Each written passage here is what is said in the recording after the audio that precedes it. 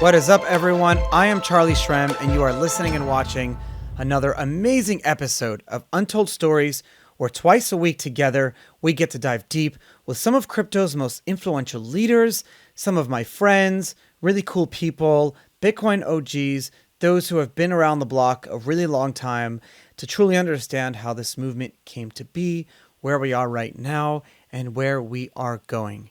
And to celebrate my 300th episode, I actually had asked a friend of mine, Bob Williams, who is the host of the Sarasota Stories podcast, to interview me because sometimes I feel like I don't talk enough. I know you guys are listening or like, Charlie talk too much sometimes, but I like to support independent media and other podcasters. So I thought the episode was great and you guys would really enjoy it. He's just starting his show out. But I thought he was a really good host. He's got a very good radio voice. Bob Williams is an amazing guy. He's been in the libertarian world for decades, truly understands socioeconomics and politics on a very deep level. He was the Commodore of our local yacht club, which is where I met him, and we instantly became friends, and with his family, and they really been such a great people. We covered some really cool topics like what some people don't know about me, how I got into Bitcoin and kind of growing up in the Bitcoin world, where I first heard about it and like that aha moment. Kind of talked about the events of the day, the Crypto in Crisis event that I just hosted, what Courtney and I were doing at the Cannes Film Festival.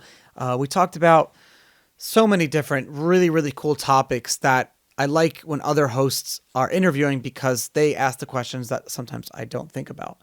So enjoy the show, and I will just finish editing another epic episode with Chad and Eric Voorhees that you guys are going to really enjoy in a few days from now. So I'll see you all in a little bit. Good morning, Sarasota. This is episode 50. Sarasota never ceases to amaze me. It is a small city, or a large town if you prefer, and yet the diversity of fascinating people is really incredible. So on our 50th episode, I'm happy to introduce to you one of the most fascinating people I've ever met, a true pioneer of the cryptocurrency craze. I'm Bob Williams, host of the Sarasota Stories podcast. I believe to get to know your neighbors better, it's a must to hear their stories. In fact, that's why I created this podcast. I started it so that you can get connected just a little deeper in this wonderful community we call home. In each episode, I interview our neighbors who are doing great work and impacting our town in positive ways.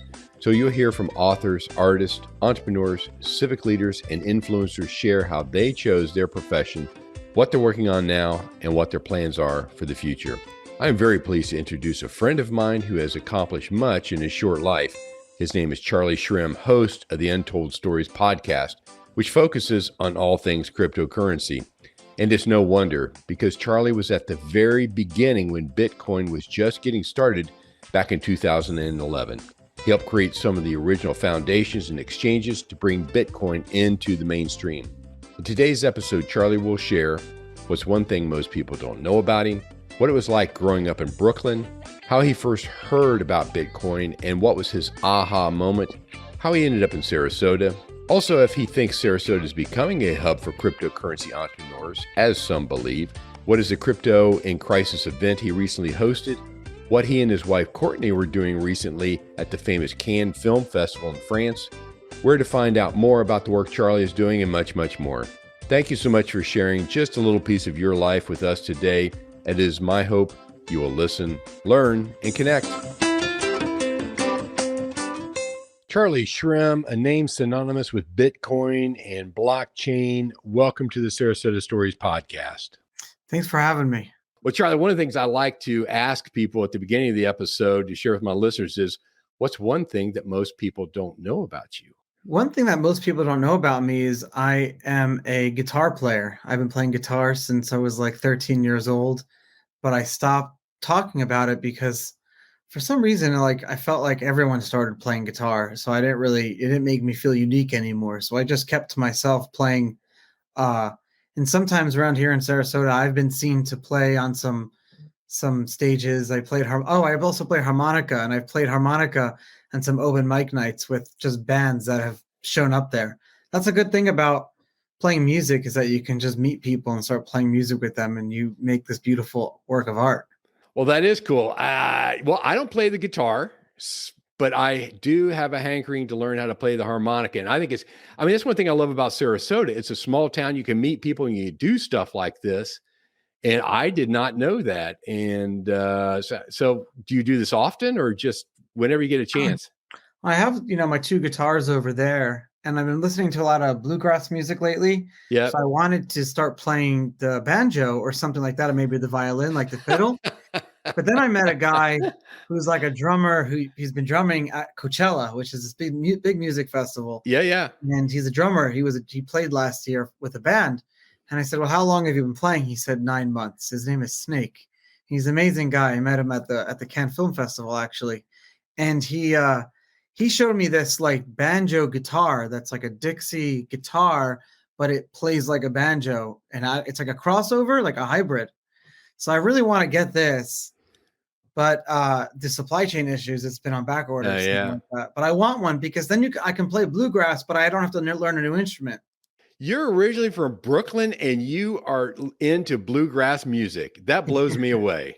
We live in the South now, so you kind of have to. I grew up in the Cincinnati area, so I was real close to Kentucky and Southern Ohio there. And so, yeah, I came across it pretty frequently. I figured maybe the blues you would be into because blues is definitely an American original, one of blues and Yeah, jazz, but bluegrass, that's very cool. Well, I don't good for listen you, to a lot man. of music, and whatever comes up, is really good. Well, I already mentioned that you are from Brooklyn and whatnot. Give our listeners some broad strokes background of kind of your formative years, since you're kind of known as the Bitcoin guy. But before you get to that, give us some broad strokes of your background, where you grew up, and just kind of give that lay of the land. All right, so I grew up in Brooklyn, New York, a very religious community. Was studying to be like either like a rabbinical student or working at your father's company type of thing, and very insular type of community. But those who like live within it love it. It's a wonderful place to be, and a lot of people live like very bright, happy lives that Sure. really like enjoy it.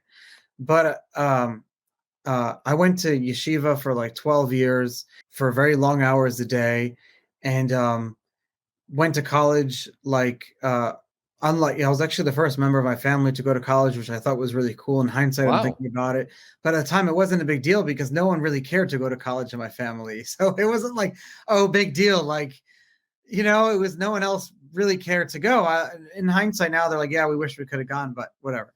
Yeah. Um, so did that, but I felt that it wasn't very happy kind of growing up in that community. So um, I was always struggling to get financially independent and to do different things. I had a startup when I was in high school and college. I was selling electronics and cameras and things like that online. It was dailycheckout.com. It was a really great company, a lot of fun, and paid my way through college through that, try to get that whole financial independence. And when I was in this was like around 2010 when I was in maybe a junior in college. I fell into a chat room, and lo and behold, like Satoshi and the original early Bitcoin developers were all hanging out talking about this like Bitcoin thing, and I was really in the right place at the right time.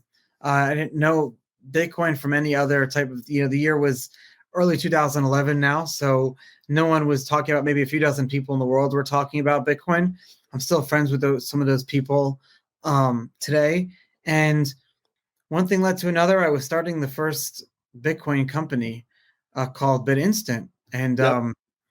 that was like my first propellant out of the Brooklyn world onto the world center stage because we were the first venture-backed Bitcoin startup in the whole world.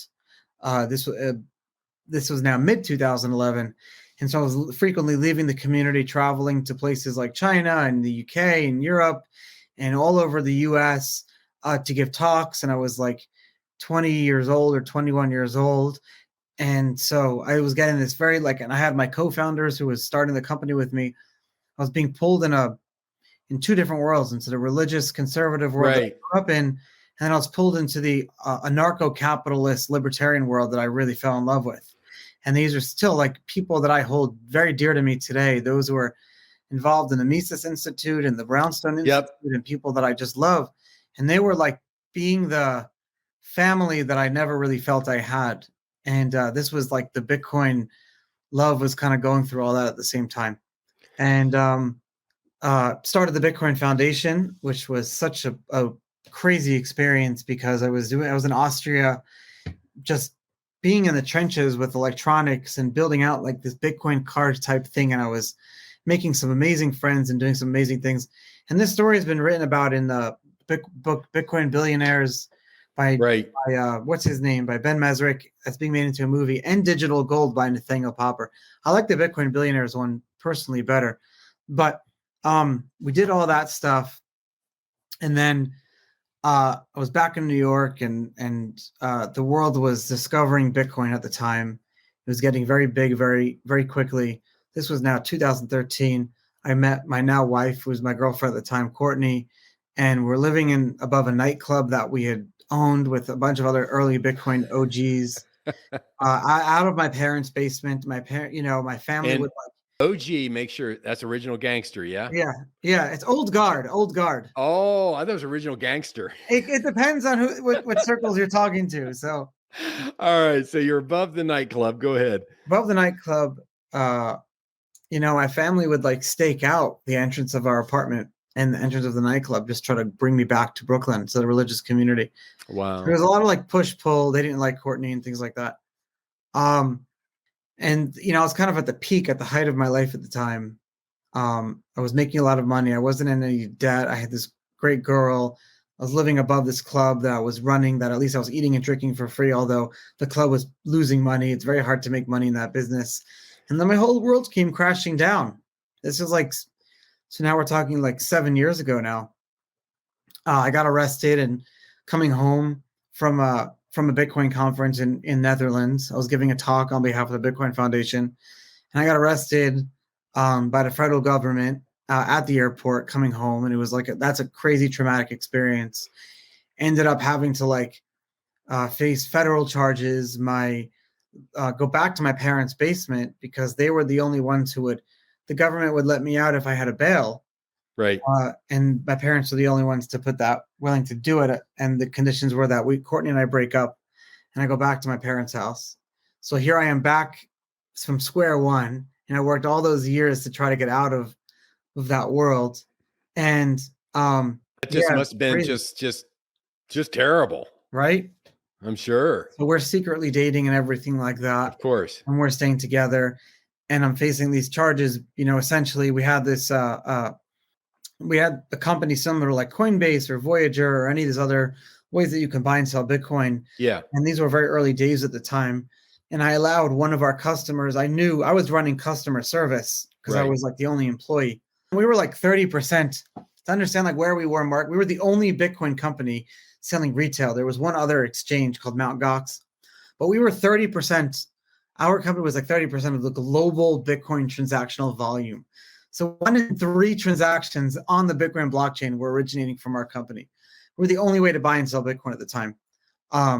And one of our customers was buying Bitcoin from us and reselling them on Silk Road, which was at the time running, was this place you can buy like all these different underground type of eBay.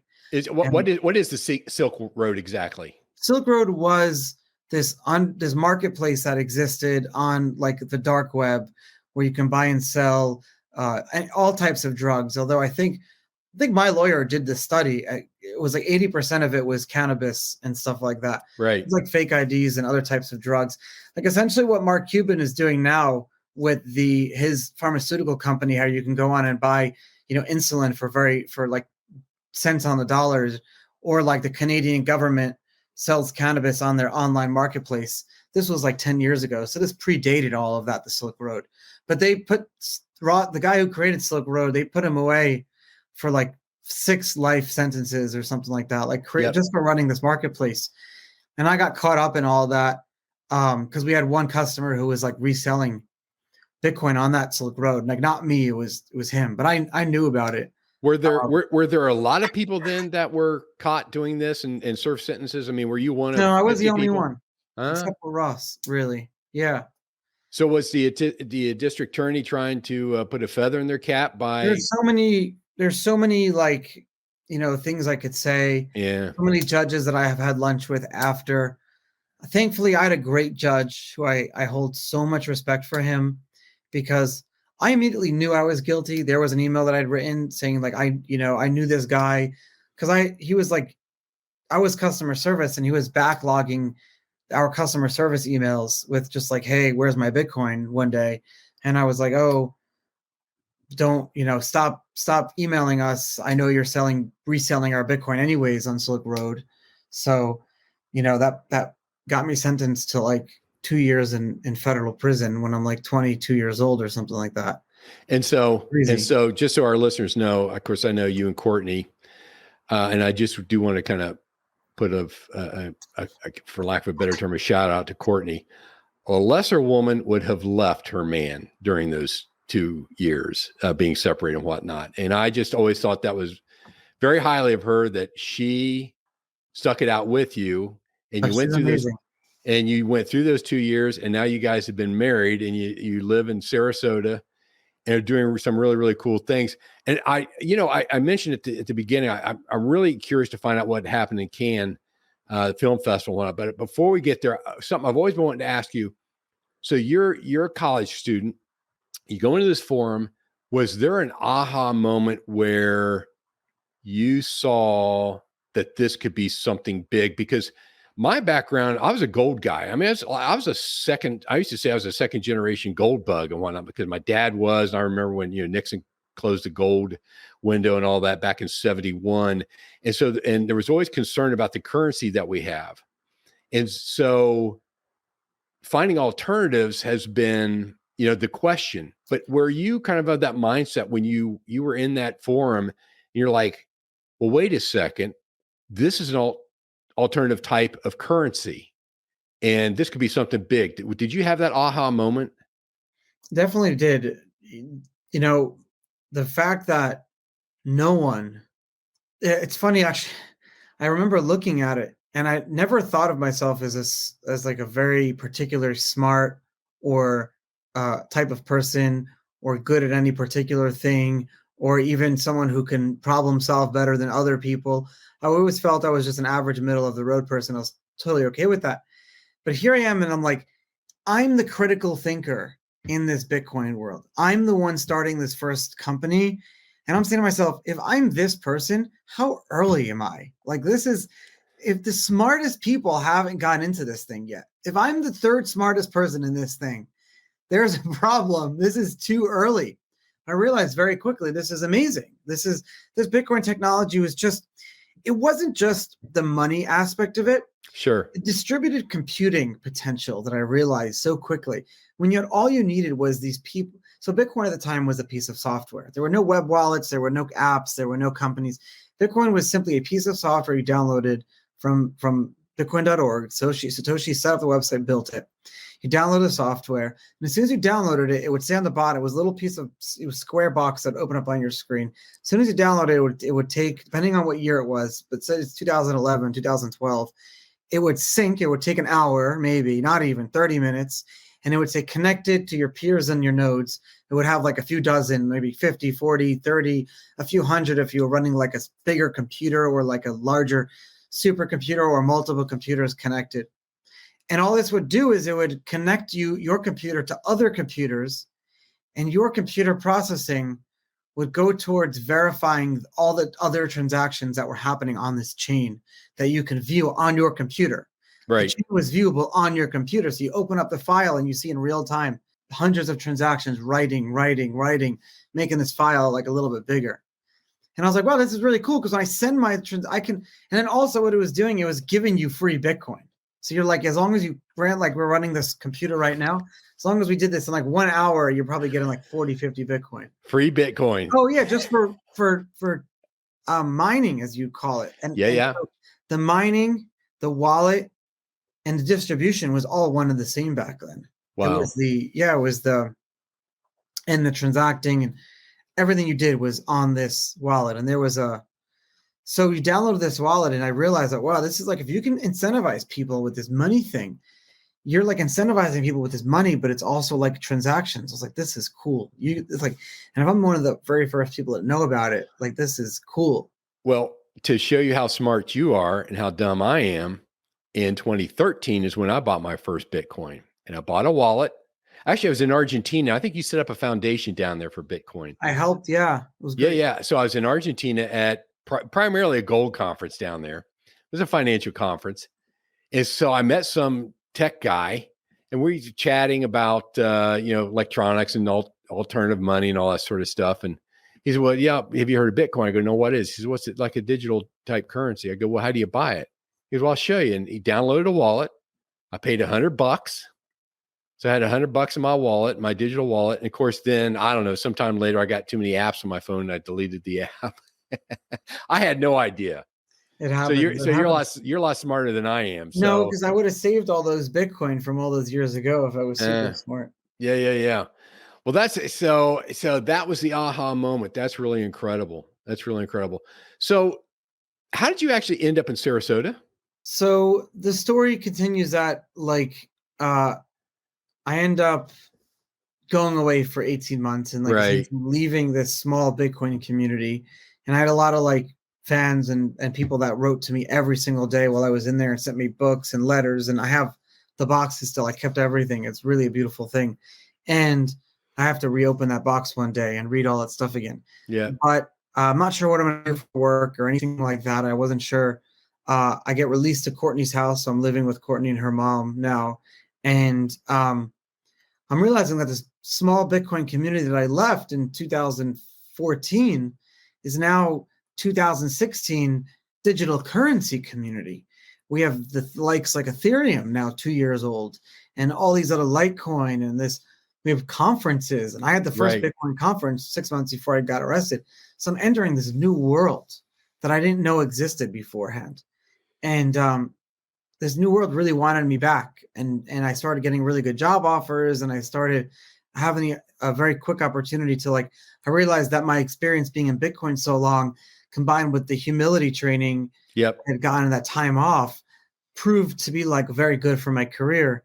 And I was able to start to do a lot of really cool work and things like that from home in Pennsylvania, where I'd gotten released to. And I realized that I wanted to move to maybe Austin. Austin looked really cool. Maybe Austin. That makes sense. Sure. Yeah. Austin was a really cool Bitcoin community. San Francisco was a Bitcoin community at the time. New York. I was I'm never going back to New York. New York betrayed me. New York spit me out, kicked me out, threw me to a prison in Pennsylvania, out of all places. So I was can't go back there. Never again. Family is there. Demons are there. Yeah. Move on. Came down to Sarasota on vacation with Courtney's mom, Diane, because I needed a place to sit on the beach in Florida. Because when you're in jail, what do you think about doing all the time? At the time, I had 3 jobs again. All these Bitcoin companies were offering me different opportunities. Not bad. I was getting calls from a lot of media and press. So I was trying to harness that into the new businesses that I was starting at the time. I really wanted to get back into work and to prove to the community that I can help it again. I felt like I had betrayed it. So came down here in Sarasota, fell in love with the place, with this beautiful city, with the people down here, made some really good friends. And in 1 week that we were on vacation, and I was shoot, we got to move down here. Forget Austin. This place is amazing. So 3 months later, we were here on a one-way train ticket with all of our stuff. Well, again, just for our listeners, Charlie and I met at a private club that we're both members of. And I'll tell you a little background story, because basically a 55 and above club. And I didn't know that. Well, it's not legally. Tell me that. Not legally, but basically it is, because it really serves, double income, no kids, grandma and grandpas, and anyways, it's just an older membership there. And so Charlie and Courtney come rolling in, and I was actually the head of the board at the time, and so they come rolling in, and people are like, who are they? What? Why do they want to join here? They're too young. And then they kind of found out your background. And I was taking a couple of arrows there. what we want, you're going to let these folks in? I go, at the time, the club was going through some tough times. We're like, man, this guy's going to pay. Yeah, you know what? It was a win-win for both sides, so it worked out. Well, now the club's doing very well, but it was funny because it was just interesting. And what I've always enjoyed meeting people that don't look like me. They're not from my background. They're from a diverse background. And, Sure. Courtney come rolling in there. I said, I already liked him. So that just gives our listeners a little bit of a background there. And it's good people like us. So it works out. Yeah. Well, boy, we sure need that today, But well, anyways, so that's cool how you get to Sarasota. The Sarasota Magazine did an article not too long ago on you, and they claim that Sarasota is becoming a cryptocurrency hub for entrepreneurs. Is that true?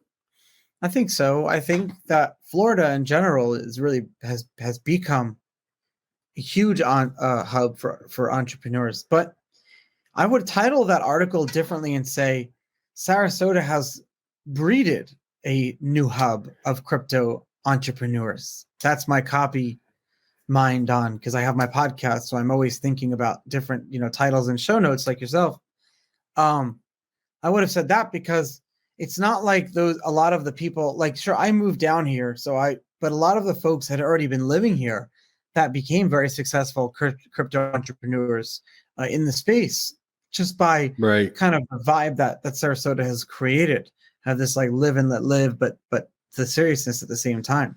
Well, so what makes a town a hub? Because Miami is there's a lot of towns. I mean, there are entire countries like Honduras that their national currency become Bitcoin and whatnot. So what makes it a hub, if you will? I mean, is it attracting the talent, or is it you just building it up from nothing? Or I'll give you some examples of other hubs. You have San Diego, Austin, Sarasota, Tampa region. I would say the Tampa, Sarasota region have become hubs. You have a big community in Washington, D.C. You still have not really San Francisco anymore. LA has an amazing, but LA is the outlier. All those other cities are very similar to Sarasota in like their size and things like that. Charleston is another one too. There's a great community. I mean, all over the world, cities of our size have become hubs for two reasons. Miami, New York, all the big cities of the world, London, Paris, very expensive to live there. Yeah. It's a rat race. You're competing. You want a smaller city where it's like your home base, especially if you're doing remote work. You want to be at a place that's like very consuming perfectly, but you're like you can meet people, it's still like a small town feel. People in crypto are like so hyper in our computers and online and in the metaverse all the time. Sure. We crave those like very important interactions, physical relationships. We crave that in the real world because we don't take that for granted. So in beach towns, especially, it's a very like everyone's living by the day, celebrating sunset. You're meeting a lot of great people. Everyone's coming here on vacation. You get a lot of that, and you make great friends. Is it too much of a stretch to say that states and countries where there's a sense of more personal freedom, you're going to find more cryptocurrency enthusiasts there? Especially after COVID. Yeah. If it was undertones before, COVID allowed states, especially governors, to set the flags on what they think their states represent. And DeSantis did a wonderful job. I would agree. He has been such a fan of he has libertarian roots himself, although he can and won't admit it. So he's got great, maybe he does. I don't know. I haven't read and watched things, but he's got great libertarian roots, and he is like such a defender of personal freedom and rights, but in a pragmatic way. So like there's a line where it's like, where do you protect, he's been like very, I'll give an example. Like he's been very small government, pro personal choice. Government is like a service, not a ruler. But when it comes to protecting the elderly, he's like, hands down, government needs to be there for the elderly. Yeah. And I never thought of it that way. And until I lived in Florida, I'm like, I can't wait to be a senior person in Florida, because you want a government to protect us in a hyper way. Right, right. It's really like a 3-hour conversation to talk about, the right political touch, if you will, The right political touch. yeah, Yeah, I the like right, that. because, I've looked at the libertarian, mantra and whatnot, because anarcho-capitalist, and I was a fan for many years of, maybe one of the original, which was Doug Casey, who's down in Uruguay or Argentina now, but there's kind of a group of those guys that run around. They just basically want complete personal freedom. But the fact of the matter is you and I both live in a neighborhood, and when you're part of an HOA, you agree to give up a certain amount of your rights in order to live in that neighborhood. But it's the overreach, of course, that I think that many of the crypto enthusiasts out there would say, no, I'm going to find some other place, or this type of currency gives me more of the freedom that I'm craving. The crypto enthusiasts, I think, in order to like we have some amazing cities like ours that run very, very efficiently.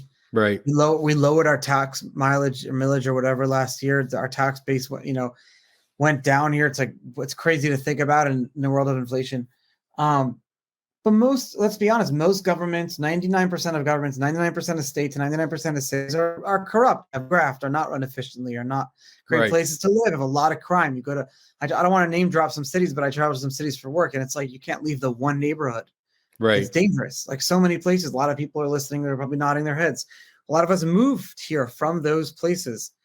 But at the same time, crypto enthusiasts realize that they want to experiment with different models that could work better than what we have now. And in order to experiment with those new models, we need to come from a place of like no government and zero, like give us a piece of land somewhere where we can just play around and experiment. But that's the mindset. If a president said, hey, here's like a piece of land, you guys can run your own little cities in your experimental way, every libertarian would go. Like seasteading, it would be great, because that's really all we want. Yeah. And that's what New Hampshire, the Free State Project, was like, hey, if we get enough people to live here, we could have a voting block where we could actually maybe have government back off a little bit and we could experiment on our own. It's a great idea. I totally love that idea.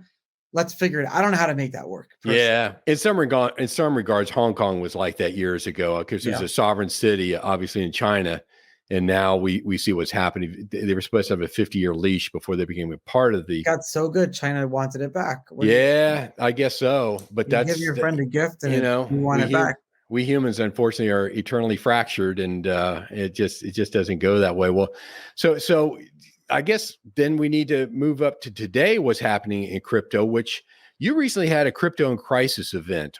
What was that all about? I mean, it's actually timely because of what's happening in the crypto arena right now. Yeah. I started the Crypto Investor Network with a company called Investor Place, and it's been for the past 2-3 years, and it's been a wonderful career to be in research and education. And for our members, we put out tons of research on different projects. We put out our specific coin recommendations, what prices we think these cryptos are valued at, which scams to stay away from. And it's what I've been doing for so long. And it's really great to be able to reach a great thing. I record a lot of master classes, and I put out a crypto in crisis. The moral of the story is everyone who's gotten wealthy in crypto that you see today in the bull market, every company that is successful today, from Coinbase to Gemini to every single one, has gotten successful during bear markets. Sure. Bear markets are the time to build. Bear markets are the time to buy. Of course, buying the right things, because there are more scams now than there were ever.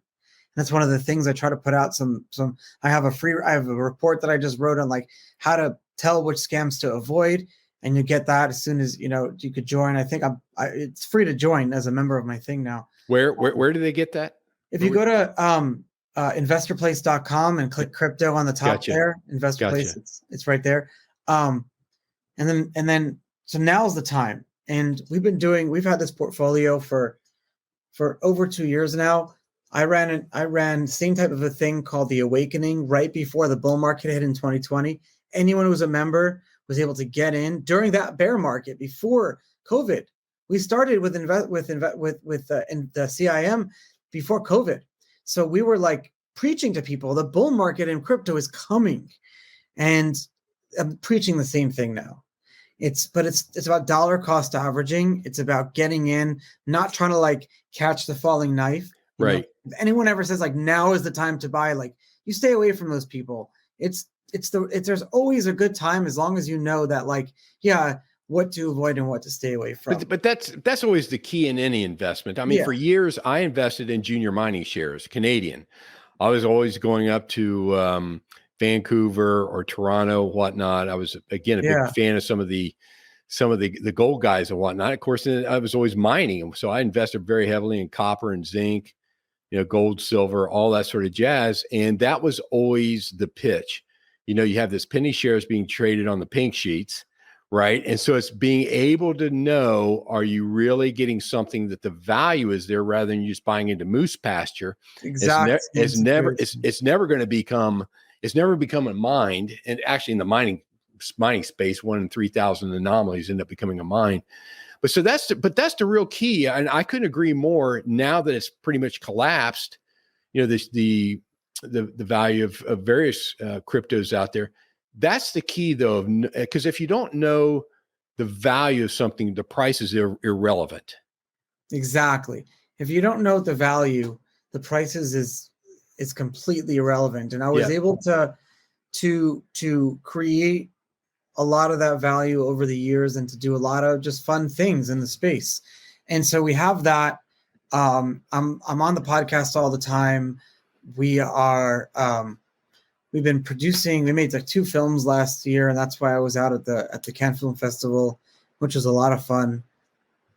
And what else am I working on? Oh, I started a Florida-based VC fund, which is a lot of fun, a lot more work being a VC than I thought it was going to be. I'll bet. I wanted to get into that a little bit here, but you and I, before we hit record, we're talking about Terra and Luna. These are a couple of the currencies that I call them the cryptos that have really dumped.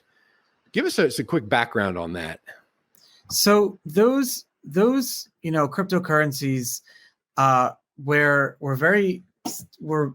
almost like too good to be true type situations. Yeah. Terra was a company that was offering their cryptocurrency UST, which is like a stable coin that was supposedly backed 1-to-1 with the dollar. And they were offering like 20% annual returns. A lot of people in the crypto space knew that it was not viable in a long-term business, but they got very, very big very quickly. And all it took was enough press of the media writing about, hey, what happens if this collapses? And then everyone just had to pull their money out at the same time and it collapsed. Right. Another example of like a crypto Ponzi scheme, if you will, which happens every year. Our industry has a knack of being able to like produce these crazy scams, but then at the same time, we regulate them away. We don't rely on like outside government or regulatory bodies. Our markets are efficient and these things implode. Yes, people lose money, but then a lot of people make money by absorbing the losses and figuring out how to turn those failed businesses into new ones because those customers are still there. Until pass from Mt. Gox to Bitfinex. I'm sure you've had this a bazillion conversations over this, but isn't that kind of like the rub? Until there's more regulatory oversight to kind of provide, it almost defeats the purpose. More regulatory oversight, but it's hard. You know why I've learned with regulation is that we live in an amazing country with great regulations. Right. Crypto is a global thing. And you're going to have, as long as there's that one country, we can kick them out of our financial system. They're still going to find a way in. Like Russia, we've put millions of sanctions on them. Yep. We've kicked them out of SWIFT, arguably. Like that was the dumbest thing. That was the dumbest thing. Kicking them out of SWIFT. It just drove me nuts. I just don't know what the solution is, but I can talk about the problem. The global financial system is broken. Right. Yeah, it is. It is indeed. It's unfair, and it benefits those who are close to the money printer, and the Federal Reserve. And you Right. don't think the senators and the congressmen and women are right now buying shares of things based on the Federal Reserve making their decisions? Inside information. Certainly. They make inside information and insider trading illegal, but they're the ones doing it. Yep. What do you want me to tell you? It's just like a completely rigged system, and it's a casino out there, and we're the ones, all of our friends and family getting priced out of homes that they can't afford anymore and things like that. The beauty of one of the best things I found in love with Bitcoin was that when I understood it as like the inflation rate was preset for 30 years or for longer, forever, till the 20-year 2150, I was like, that's like the Federal Reserve putting it's like the Federal Reserve putting all of the market manipulation they're doing now on autopilot and throwing away the keys. Yep. I was like, I really like that, because you can like build around that. You can build around an inflation rate. Yep. What do you think is going to happen then going forward over the next couple of years? You think it's hard? It's always hard to tell whether you bottomed or not. But I mean, do you go back up to the 60,000 level, or some of these other coins go to coin heaven? Or the crypto fundamentals have not changed. In fact, all that's happened is there's user growth, blockchain growth, metric growth, new businesses, VC funding. Industry is growing by leaps and bounds. If price was indicator about the size or the growth of the industry and the businesses and the users and stuff like that, the price would be Bitcoin and all the other cryptos would be worth a lot of money. Yeah. The prices get crazy when people have when people are okay with the world around them, knowing that like, hey, everything is going right. I can invest and get involved in like future speculative technologies that are not there yet. Nothing in crypto is there yet. This is all future stuff. But at the same time, we have this massive macro Federal Reserve situation that like the stock markets, our mortgage rates, our credit card interest rates, the painter, everything, yacht club dues, everything is based on these damn guys in a room having a secret meeting, telling a few people, and then releasing it to us last. Right. That's what's happening. So that needs to stop. And until that's over, we all just better go to the beach. And it's that decentralized aspect that you really love about the crypto space, the decentralized financing aspect, which kind of brings us up to then the Cannes Film Festival, which is one of the reasons you were there, was to talk about DeFi, helping to bring crypto finance solutions to the independent film space. First off, how was Cannes? Dude, the south of France is so beautiful. I've never been there. Yeah. Oh my God. It just France in general, and the French people, they get a bad rap on the global stage, but they're just such sweet, hospitable people that just make amazing food. It's funny, the Spanish think that the French took their food, carried it over the mountains to France. The Italians think that the French stole their food, carried over the mountains to Italy. So it's like everyone thinks that they took it, but it's all amazing. It's a big foodie. Right. The festival was tremendous. I mean, being able to just interface with filmmakers and celebrities that you grew up watching, and everyone's just meeting and hanging out, having a good time. Give us a perspective of that. So first off, how many days is it? Do you see a bunch of videos there, or were you just there to network and to share your knowledge about crypto and how some of these filmmakers can use that to do their videos, do their films? So the Cannes Film Festival is a festival in every sense of the word that takes place over 10 days and literally takes over the whole city of Cannes. And there is, this city was built to just be like European elegance, and they've been hosting festivals forever. And what it is you have right in the center of the city, right on the waterfront, on the marina, you have this beautiful palais, which is this festival hall, palace. And you have multiple level exhibitor halls. And then attached to it is multiple theaters with red carpets and stairs.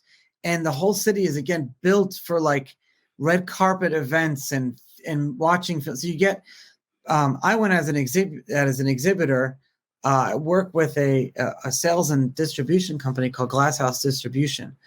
And we were there to sell the foreign rights to our films, but also potentially buy and finance new films. So we had exhibitor passes and we had a booth. And through that, we were able to get exhibit. There's a certain like tiered system, but exhibitors are at the top of the tier. And you get a certain amount of tickets that you can go to as many films as you want. Actually, you get in before the public can get in. So we went to premieres like Top Gun, and we got to see saw that great movie. Like the creator of Squid Game, and that lead actor made his film. I forgot the name of it, Hunt, and we went to his premiere, and it was amazing. We got to meet with some amazing people, and you're always wearing tuxedos every day. You're always dressing nice. And that's the funny thing, because I caught you on Facebook. I'm like, hey, where's Charlie Canfield? He's in his tuxedo. You're always wearing a student tuxedo every day from morning till night. You're doing meetings in the daylight, at night, till the wee hours, till 4 or 5 a.m. in the morning. Everyone's hanging out on the lawn of the Grand Hotel or the Hotel Majestic, and everyone's just hanging out in tuxedos, getting out of a film. You're walking everywhere, so you don't have to ever get in a car. The whole city's walkable. You're able to get and have an amazing dinner at 4 o'clock in the morning. Time doesn't matter. You sleep when you can. The whole idea is to just try to make films happen and move the world forward. I'll tell you a funny thing about your photograph that I saw on Facebook. Of course, you're in a tuxedo. Courtney's all glammed up, looking like a Hollywood starlet and whatnot. And there's one picture of you standing, you're there together. You're looking over your right shoulder at her. She's looking at you with loving eyes. And the first thing that popped into my head was, that guy doesn't have one gray hair in his beard. I was so ticked off. I feel like I do when I trim it, though. But right now it's red. It turns red. You definitely have gray hairs, though. Yeah. Well, you get them eventually. So talk a little bit. So what were the independent film makers there? What was their interest in using crypto to get their films made? What were those conversations like? A lot of people were still revolving around NFTs and movies. Non-fungible tokens. And I don't know. Yeah. And I don't know what that answer is yet. That's not where like the route I was going at.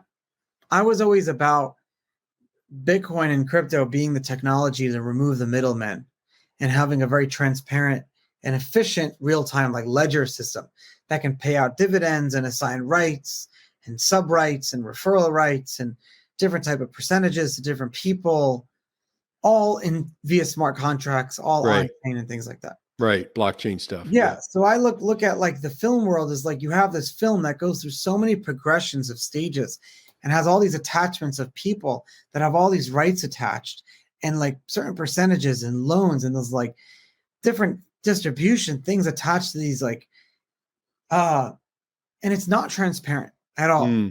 There's a lot of shady accounting that happens, and it's not by like any one person doing it on purpose, I don't think. But then at the end of the day, like the filmmakers, the ones who are putting all their effort, are soulless because they just lose their soul because it's so hard. They work their butt off to make these projects, and if they finally make it above water, right when they get their head above water, someone's going to snatch it and give them maybe like 50 grand. It's like filmmakers don't make the money. You have to already have money, have a good mentor, or like work in the business side of the film industry and know people in order to like actually make money in film and TV. That's the secret. Same thing with acting. The best actors are the ones who went out and stopped becoming an actor, learn how to produce, make their own things. They learned how to like have their niche or learn the business side first and then re-enter acting from the business side once you have an angle. That's the only way to do it.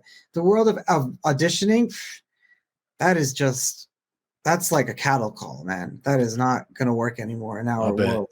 I feel bad for people who are auditioning nowadays. I'm like, that is just not going to work anymore. Now, but of course, Courtney's done a couple of movies and she is looking to break in that way, or you're going to go in a different direction with Courtney was able to break through because she started utilizing relationships of people that were meeting along the way. Right. And she was starting to meet all these filmmakers and representing herself as an actor. She represented herself, hey, I'm an actor. I'm a voiceover artist. people look at me as Charlie's wife. I'm living in a shadow, but I'm a lot more than that. I do a lot of things. I'm my own person. And she came from a position of strength. And she came from a position of like, I'm my own person. Good for her. Husbands we need to support that more. And it's great. I don't have a choice. She's just a stronger person than I am. I'm just joking. I love her. She's great. But I have so much respect for her for doing that. And it worked. We met some people, and that guy knew this other guy who had written this dance script needed an actor who can dance and act at the same time. And one thing led to another, and that film ended up getting made, and she had an amazing breakout role in that. Cool. Called Ask Me to Dance. So it's like, what's the name again, please? Called Ask Me to Dance. Ask Me to Dance. Good. Ask Me to Dance. Well, I would imagine you get pitched all the time. I mean, you just probably a blur of emails of people wanting you to get involved with their technology. And is the movie industry something you've chosen to focus on? Is it going to be a major focus of yours, or I guess kind of what's next for Charlie? Yeah, the movie industry. I've always loved being a content creator in a hands-on way. Right. That's something that I've always felt that I could bring to market personally. So like whether it's film, TV, my podcast, any type of content that I've ever done, starting up companies and running them, I don't enjoy doing all the time. Although I like jumping into companies that I've invested in and like helping fix problems. I have a great team of VC partners now. So if I'm getting pitched, I can actually if it's something that I'm interested in, I can hand it off to my business partners now, and we can get pitched with multiple people on the Zoom, and we can do a lot of crazy things. But making films, podcasts, it's something that I'm very passionate about, and I supervise in a very hands-on way. Well, that's very cool. Well, Charlie, it's been a pleasure having you on the show. Is there anything else you want to leave with us, or do you want us to go ahead and sign off? If you like hearing the sound of my voice, please come listen to my show, untoldstories.com. I would love to have you guys. Untoldstories.com. I've listened to several versions of it, and you have some really fascinating people on there that I definitely would not run into in the crowds I run into. So I think it's a great show. Well, listen, everybody, thank you for listening to Charlie Shrem. And Charlie, I look forward to having you back in a while and find out what's going on with Courtney and finding out what other movies you guys are making. Thank you so much for having me on the show. My pleasure. Thank you so much for stopping by. I sure hope you enjoy listening to our interviews as much as we do providing them. If so, would you do me a little favor? Go to sarasotastories.co and enter in your email. That way you'll get notifications of all upcoming episodes. Also, you can find us on Instagram, Facebook, and LinkedIn. And remember, no matter where you go, to listen, learn, and connect.